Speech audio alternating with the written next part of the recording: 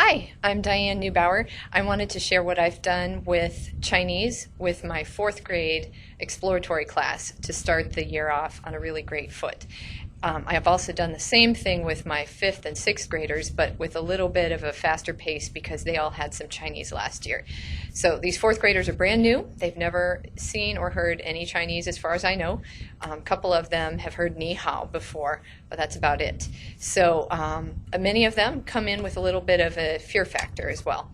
I've learned over the years, and it's been a hard lesson to learn, but I have to deal with it directly, I think. Kids have a high affective filter in some cases about Chinese. Other kids are like, wow, this is going to be great.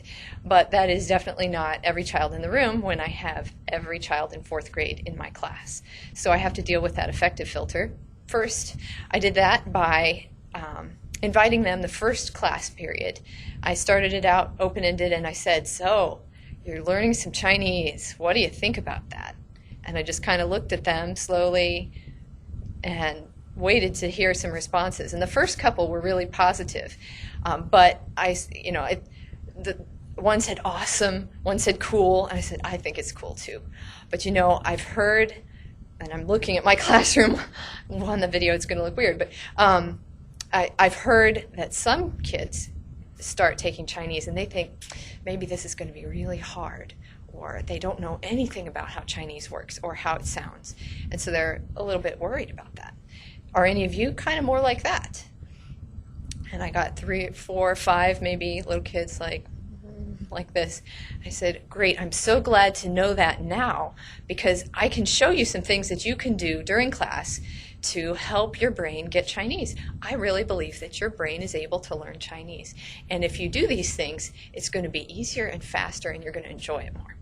So then I take them over to the classroom expectations, which on my wall right now are 1, listen, 2, look, 3, respond, 4, signal when unclear, and I introduced it as when I'm unclear, and how they can tell me to be a better teacher by telling me when things become unclear because I was unclear or I was going too fast.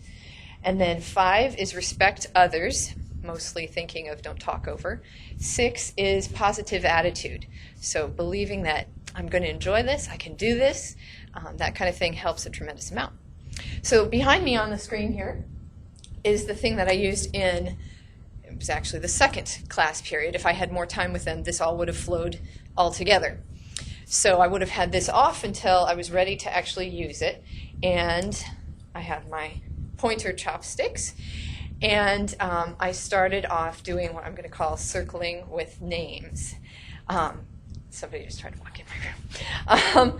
So rather than circling with balls, which involves a lot of non-cognate, very strange sounds to the new learner of Chinese language, I stuck with just a few. I figured that this was going to teach them really key vocabulary that was going to be reused a lot, but it only involved 1, 2, 3, 4, 5, 6 different sounds. When I got to a couple of additional question words, I used or with them and I used who with them, pointing very slowly at my question board. Let's see if I can scroll over there. Yeah, that's my question words over there. So I used a couple more sounds at that point, but mostly didn't even need those very much. I just stuck with what was up here. So I figured limit the new sounds, limit things so that, as you can see, this is all in pinyin. This is a hard thing for me to think about. I love the characters so much, and I know a lot of the kids are in here because they love it too. But I've explained it to them that what we're going to do is on the days where we're learning new words, we're going to just focus on the sound and connecting that to what it means. And then a few days later, when you're ready to read something, we'll see what those characters look like, and we'll read it without any opinion. So I'm trying Terry Waltz's cold character reading. We'll see if it works without any direct training from her about how to make those readings really work for that method. So this is what I did with the fourth grade. And for example, I start off with oh, here's one more thing. They are used to other foreign language teachers who do a listen and repeat thing. So you say the word, they say the word. You say the word, they say the word.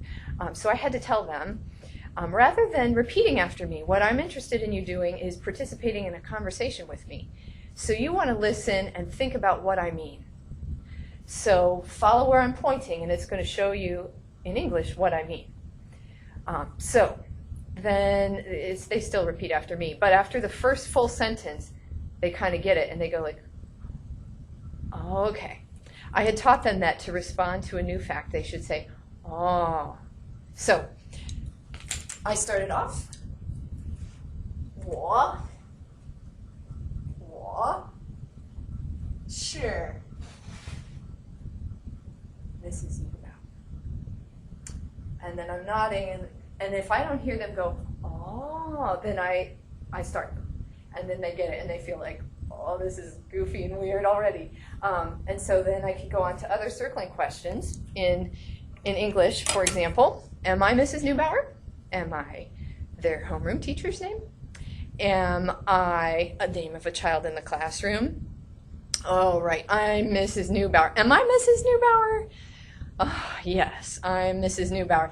And then I go around the room and I start to get to know the kids, slowly introducing the tas for he or she, and using ni occasionally. And every time those words are brand new, really slow, maybe 3 seconds after each word, to point and really pause. And then it was great. What I found was the kids loved playing with the fact that, was this so-and-so? For example, there was a boy in the classroom, I'll make up a different name. Let's say it was Tommy. And I could tell he was like a little sparkler kid and really quick. So for Tommy, I started using his name for like 4 of the other kids in the classroom. When I got to a girl and I said, is this Tommy? He's like this, but you know, he never even spoke English in response. I thought it was so cool. They seemed to get that this was to stay in Chinese, except for their name. So it worked really beautifully. They came in the next class period, which was just today, and were pumped and excited, and we did a little quick review with, I wanted to make sure I knew all their names again. And they did it again, you know, goofed around like, no, I'm not, you know, Mary, I'm Lady Gaga, and stuff like that. So it was great. It covered the personalization factor. It kept it simple, but high interest. And my sense was when the 4th graders came in today in class, all of them remembered all of these words.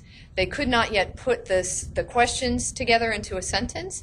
They could mostly put it into a sentence, or they couldn't put it into a question on their own. They could mostly put it into a sentence on their own.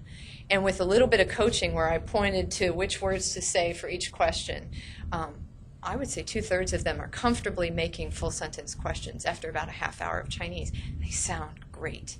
So I hope that helps.